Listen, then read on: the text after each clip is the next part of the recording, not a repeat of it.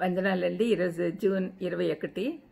తగ్గింపు స్వభావంలోని కొన్ని సూత్రాలు మనం జ్ఞాపకం చేసుకుందాం.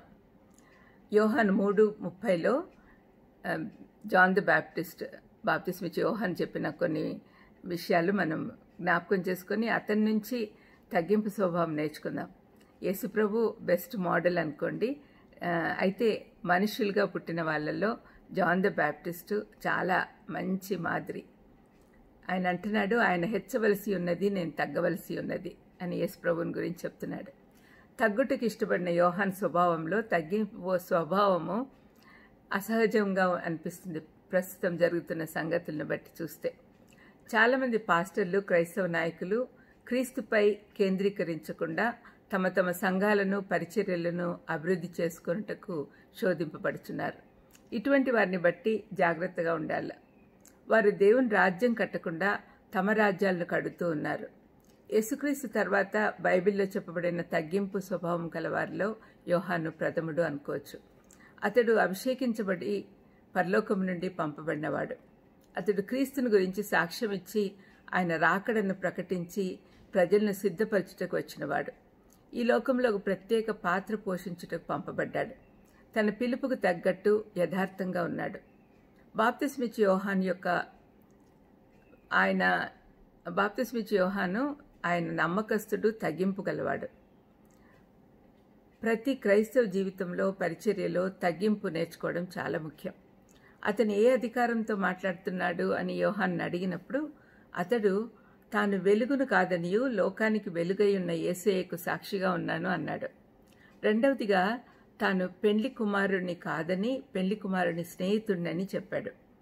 మూడవది తాను సత్యం కాదనియు సత్యంగా ఈ లోకానికి వచ్చిన యేసయ్యకు సాక్షిగా ఉన్నాను అన్నాడు.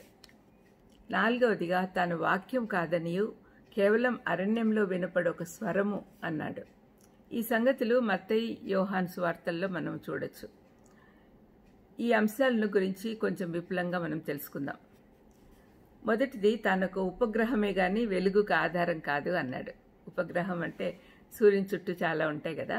చంద్రుని గురించి మనం ఆలోచిస్తే చంద్రుడికి సొంత వెలుగు లేదు.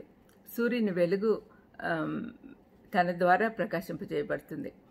మనము వెలుగు సంబంధులం, అందుకే మనం వెలుగులో నడవాలి. దేవుడే వెలుగు. యేసుప్రభు ఈ లోకానికి వెలుగుగా వచ్చాడు. మనం ఆయన మహిమ, ప్రేమ, శక్తిని ఈ లోకంలో ప్రసరింపచేయాలి.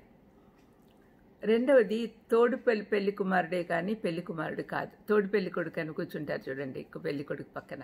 అటువంటి వారం దేవుని పరిచర్య చేసేవారమంతా బాప్తిస్మిచ్చి యోహాను లాగా తోడి పెళ్లి కొడుకులే.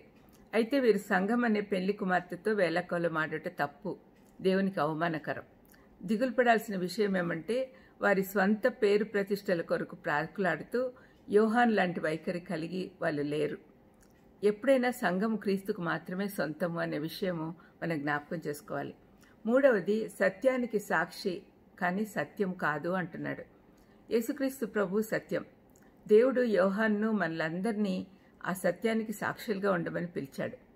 సృష్టించబడిన వాడు ఎప్పుడు కూడా సృష్టికర్త కాలేడు. తగ్గింపు స్వభావం మనం అలవర్చుకోవాలి. నాలుగవదిగా, ప్రకటించే స్వరమే కానీ నిజమైన వాక్యం కాదు అన్నాడు. యేసుప్రభు వాక్యమై ఉన్నాడు. ఆయనే శరీరధారిగా ఈ లోకానికి వచ్చాడు. దేవుడు మనలను ఈ సువార్త ప్రకటించమన్నాడు. కానీ చాలామంది వారి స్వంత ప్రత్యక్షతలు చెప్తూ ఉన్నారు. యోహాను తన పాత్ర, ఉద్దేశము, తన పని, తన పరిధులు అన్నీ తెలుసుకున్నాడు. నిజమైన వెలుగు ప్రసరించకుండా అడ్డుకుంటున్న వారు అనేకులు ఉన్నారు ఈ కాలంలో. బాప్తిస్మిచ్చి యోహాను వలె తగ్గించుకొని ఉండగలమా అని మనల్ని మనం ప్రశ్నించుకోవాలి. ప్రార్థించుకుందాం. దయామేడా, బాప్తిస్మిచ్చి యోహాను గురించి నేర్పించినందుకు మీకు స్తోత్రం నాయనా. మేము కూడా ఆ విధంగా తగ్గింపు స్వభావంతో ఉండేటట్టుగా ఏర్పాటు చేయమని యేసుక్రీస్తు నామమున వేడుకొంచున్నాను తండ్రి. ఆమేన్. God bless you.